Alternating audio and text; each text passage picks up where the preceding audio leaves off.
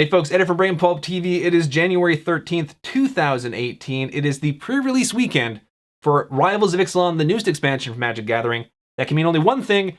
We've got Planeswalker decks to open. Now, I've already opened up the Angrath Minotaur Pirate deck. Now we're going to crack into the Vraska Scheming Gorgon deck. Before I do that though, if you're unfamiliar with what Planeswalker decks are, and I really have to get around to creating the video that I keep meaning to create, which sort of goes over what Planeswalker decks are in more depth, so I can simply link that instead of going through the spiel. But because I haven't done that yet, I am going to go through the spiel. These are 60 card standard legal decks, which contain cards from the most current expansion, which in this case is Rivals of Ixalan. As well, if it's the second expansion from a 2 expansion set, it will also contain cards from the expansion previous to it, in which case would be Ixalan for this one. Now, aside from them featuring a Planeswalker, which is unique to this deck, which is sort of how they got the name Planeswalker decks, there's also going to be a few cards in this deck which are also going to be unique to the deck, which you're not going to be able to find in regular packs of Ixalan. Now, as to what specific cards in this deck those are, I will let you guys know as I go through the deck itself when I crack this open. And one last thing before I do open up the Planeswalker deck and show you what's inside, we will be battling it out with Vraska and Angrath in an upcoming episode of the Mana Cave. Now, if you're unfamiliar with the Mana Cave, it is our live paper magic show that we do here on the channel. It's going to be myself versus Travis, and Travis has already called dibs on Angrath, so I'm going to be playing Vraska Scheming Gorgon. So if you're curious to see how these decks can play out, we will be doing a match, a best 2 out of 3 match on the Mana Cave with the 2 Planeswalker decks from Rivals of Ixalan. Now, I'm not exactly sure of the release date for that episode. However, I will keep you guys posted. Probably it's going to be sometime, I'm hoping within a week of the release of this video, but I will keep you guys posted on Twitter and let you know when I know a better or more precise release date for that episode of the Mana Cave. Okay, I think I've talked long enough now. Let's crack this sucker open and we can see what you get inside one of these Planeswalker deck packages. Okay, as you can see, Rivals, there we go, now you can see it, Rivals of Ixalan. See if I can actually get this one open a little bit quicker than the last one.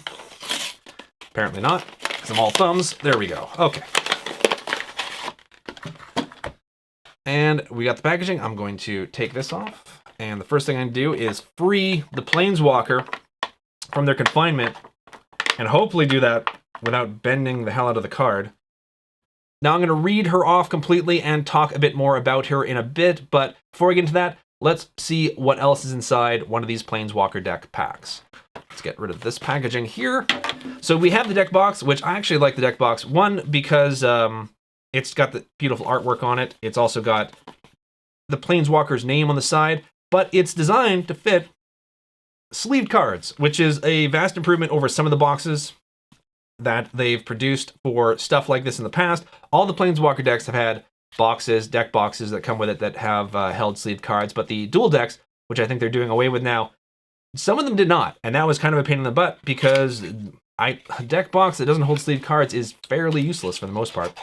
Anyways, inside the deck box, we have the deck itself, which you can see here, and I'm going to be opening that up, and we're going to be talking about that more in a bit. You're going to get 2 packs of Rivals of Ixalan, and you're going to get this little fold out here, which used to have deck lists for the decks, but they don't anymore.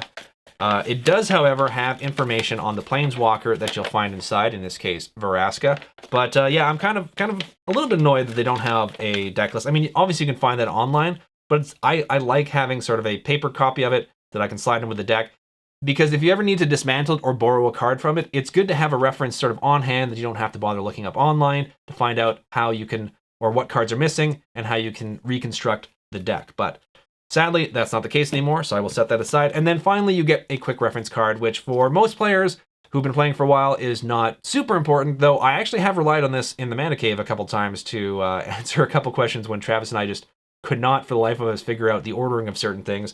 But if you have new players or players who are unfamiliar with the game, just give this to them. So when you're trying to teach the magic, it makes it a lot easier for them to sort of follow along what they can do and when they can do it. However, I'm going to set that aside, and let's now talk about Vraska. I'm going to move the packs aside as well, too. We're going to talk about Vraska here, and I'm just going to zoom in so you can see her a bit better.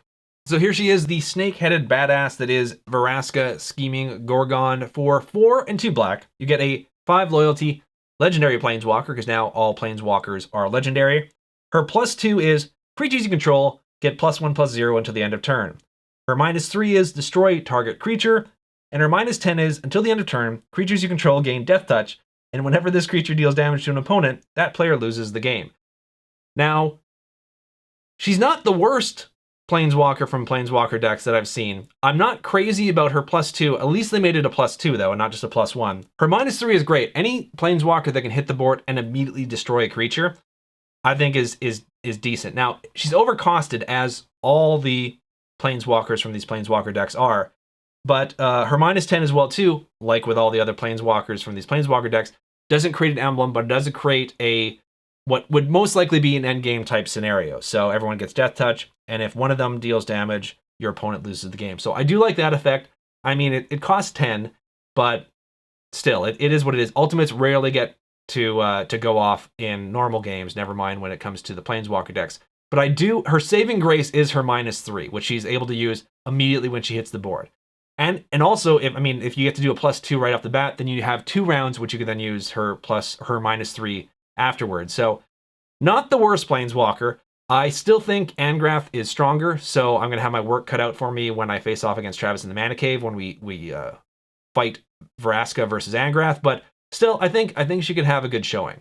So now that we've talked about the Planeswalker, let's get into the deck itself, and we'll see what's inside the deck. Just going to set her right here.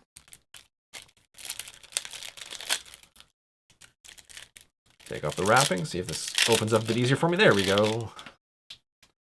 Now I'm going to read off and talk about the cards that are specific to this deck, and I'm also going to fully read off the rare cards from this deck. So starting off with a rare card, we have Champion of Dusk. It is a 5-drop for 3 and 2 black. You get a 4/4 Vampire Knight. When Champion of Dusk enters the battlefield, you draw X cards, and you lose X life, where X is the number of vampires you control. Now, one thing I think I forgot to mention is the Planeswalker decks for Ixalan, Rivals of Ixalan, are essentially tribal decks. In Ixalan, you had merfolk and dinosaurs, Angrath is pirates, and Vraska is leading the vampires, hopefully to victory. So this is a good card to have for a vampire-based deck. So moving on, we've got Vraska's Scorn. Now this is one of the cards which is unique to the Planeswalker decks, and it is also a card which is typical of the Planeswalker decks in the sense that it's a tutor card. It's a card that's going to allow you to search and find your Planeswalker specific to this deck, whether it's in your library or your graveyard. So Vraska's Scorn is a 4-drop. For 2 and 2 black, you get a sorcery. Target opponent loses 4 life. You may search your library and or graveyard for a card named Vraska Seeming Gorgon, reveal it, put it into your hand. If you search your library this way, shuffle it. Now, one thing that's different, you should get 2 copies of this thing. Yeah, 2 copies of it. One thing that's different is that this costs 4, whereas Vraska costs 6. In the past, I think every one of these tutor cards, and I could be wrong, correct me if I'm wrong, but every one of the tutor cards have cost 1 less mana than the Planeswalker. And in this case, it's 2 less. Now, that's not a huge deal, but it's kind of annoying to be able to get your Planeswalker in your hand and not even have the possibility of being able to cast it the following turn. So I'm not sure why they didn't either just make this card a little bit more powerful and cost a little bit more, or made Vraska, heaven forbid, they make the Planeswalker a little less costly in these decks.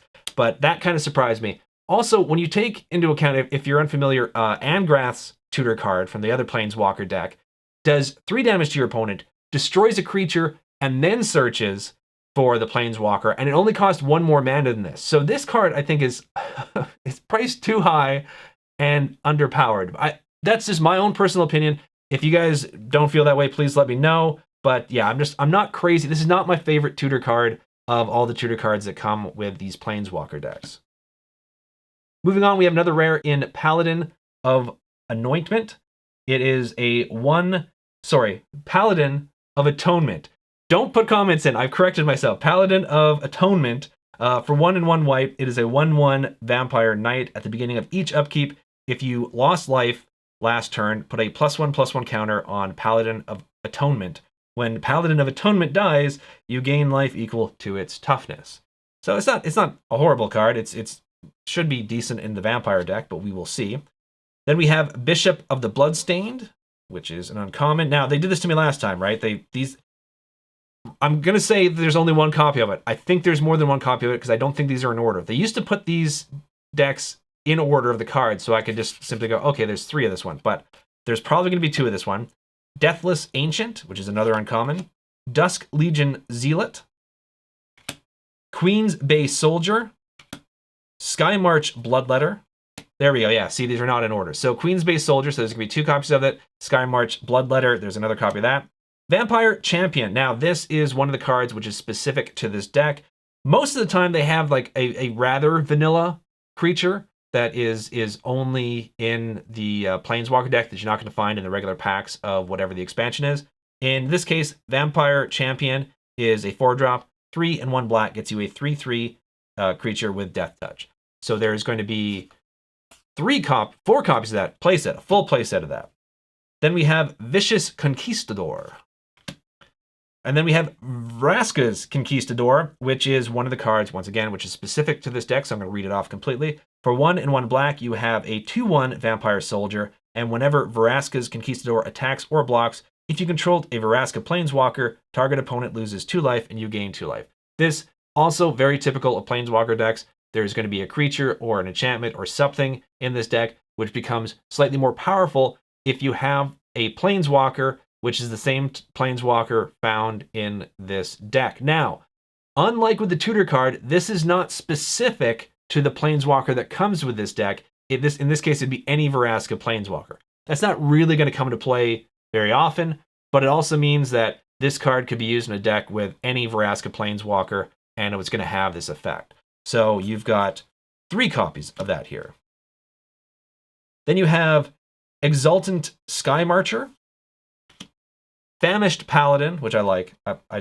I mean, it's not super great card, but I like the concept of it, and because all these Paladins, it's also very interesting with vampires typically being seen as sort of like an evil type race, that they have Paladins, because if you're playing Dungeons and Dragons, for the most part, Paladins are lawful good, so it's an interesting sort of like spin on the idea of Paladins and Knights and honor and stuff when it comes to vampires. Having those characteristics. Anyways, Inspiring Cleric. I'm gonna get 2 of those. Skyblade of the Legion.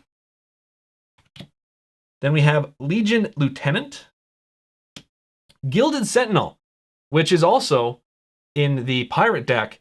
And I don't know why they have this in these decks instead of just putting in another Vampire and another Pirate. They have plenty to choose from for both Angrath's deck and this one. And they decided, no, we're going to put in the Gilded Sentinel. No idea why they did that, and it actually kind of annoys me a little bit because they do have a ton of better cards that they could have chose from for the tribal theme of these decks.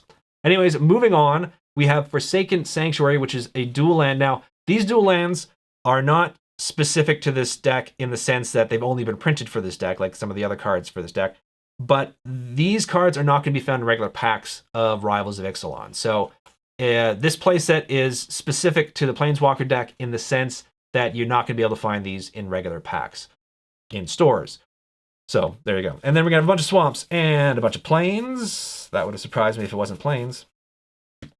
And then to finish things off, we've got Moment of Craving, a couple of those. Recover, Bright Reprisal, Moment of Triumph, and 2 of those end the deck.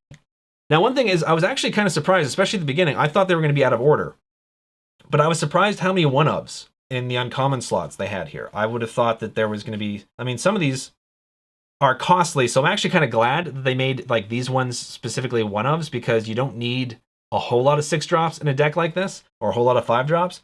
So yeah, so good on them for doing that. Once again, though, the Gilded Sentinel, why? Like I don't get why they filled up a slot with the Gilded Sentinel. But still, whatever. It's a small complaint.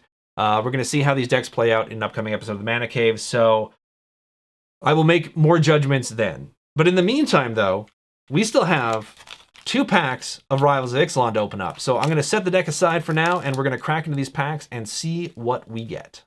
Okay, here we go. Pack number 1. I'm going to read off each of the cards because it's only 2 packs, but I'm only going to fully read off the rare card in these packs. So we've got Sea Legs, Sun-Collared Raptor, Legion Conquistador. I just love saying Conquistador. Recover, Plummet, Dusk Charger, Traveler's Amulet, Kitesail Corsair, Snubhorn Sentry, Exultant Seer, no idea if I pronounced that correctly, and that is the first uncommon that we've got here. Highland Lake, Reaver Ambush, and our rare card is Induced Amnesia. For 2 and 1 blue, gets you an enchantment.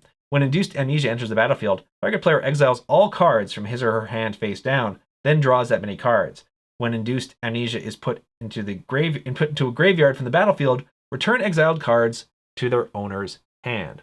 Interesting card. I would actually like to play around with it. It's got very, very blue flavor to it, so I'm a big blue player. I would love to sort of test out and see if I can make this card work in a deck, but I'm not sure if that'd be possible. And we got a foil Buccaneers Bravado. Now, it's only a common, but I love foils that depict artwork that have fire. I think fire looks especially good in foil form when it comes to a Magic card. So this is kind of a cool one to get because I'm not sure if it's being picked up on camera, but the glint off the fire is pretty cool. Then we have a Swamp, and we have the City's Blessing. I'm pretty happy to get this because this is something I definitely want for when I either draft or play some Rivals or just straight up Ixalan or something. So yeah, I'm a big token fan to begin with, so I'm glad I got one of the City's Blessings. Now we'll move on to the second and final pack. I'm going to actually move these cards aside. I'm going to leave the rare card there, otherwise I'll inadvertently shuffle it in with the other cards. Let's crack this sucker open and see what's inside.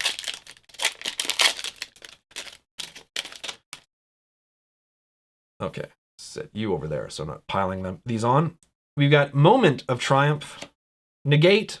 Of course, it's actually a pretty beautiful artwork for Negate. I mean, you always see Negate in sets, but I'm glad they really went all out in the artwork for this particular version of it.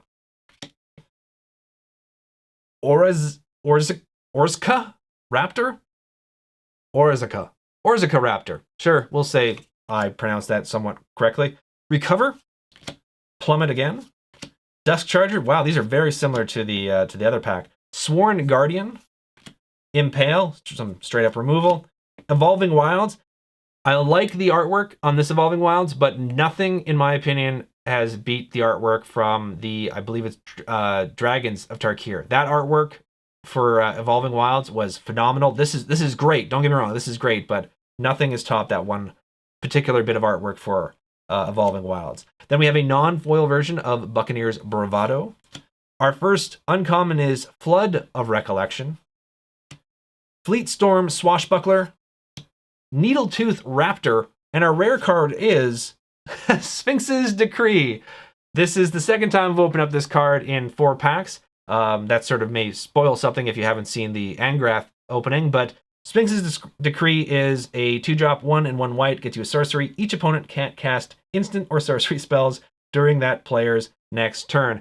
Now, I did say that I wanted to add this to a commander deck. There's actually probably a couple commander decks that I could try this out in, so having an extra copy of it is not the end of the world for me. An island and a Chromatic Pixels Minecraft Magic Gathering Skin pack now available for Minecraft. So, not a token, but oh well, it's an advertisement for Magic in Minecraft. So there you go, folks. With the exception of the rares that you're going to pull with the packs that are included in the Planeswalker deck packs, this is what you can expect to find in a Vraska Gorgon Planeswalker deck pack. Now, once again, if you want to see this deck in action, there will be an upcoming episode of the Mana Cave where Vraska is going to be fighting Angrath. It's going to be Travis and I facing off. Travis is going to be helming the Minotaur and his pirates, and I will be taking the role of Vraska and the Vampire Legion. And as soon as I know when that episode is going to be out, I will let you guys know on Twitter. However, that is it for this video, so thank you guys very much for watching. If you have any questions, comments, concerns, if you want to let me know how you did in your pre-release, or if you want to let me know if you pulled anything cool from the packs that came in one of your Planeswalker decks, if you bought a Planeswalker deck, Leave that in the comment section below. I'd love to hear from you guys. You can also follow and contact us on Twitter. It is @BrainPulpTV, and it's one of the best ways to sort of keep in touch as far as when certain videos are going to be released. So with all that said, take care, everyone. Thank you so much for doing everything you guys do to help support the channel. Whether it's liking, subscribing, watching the videos, or sharing them with other people, trust me, that helps a lot when it comes to Brain Pulp TV. Anyway, have a wonderful day, evening, night, morning, whatever it is, wherever you are. May all your pulls be mythics, and I'll see you all again real soon.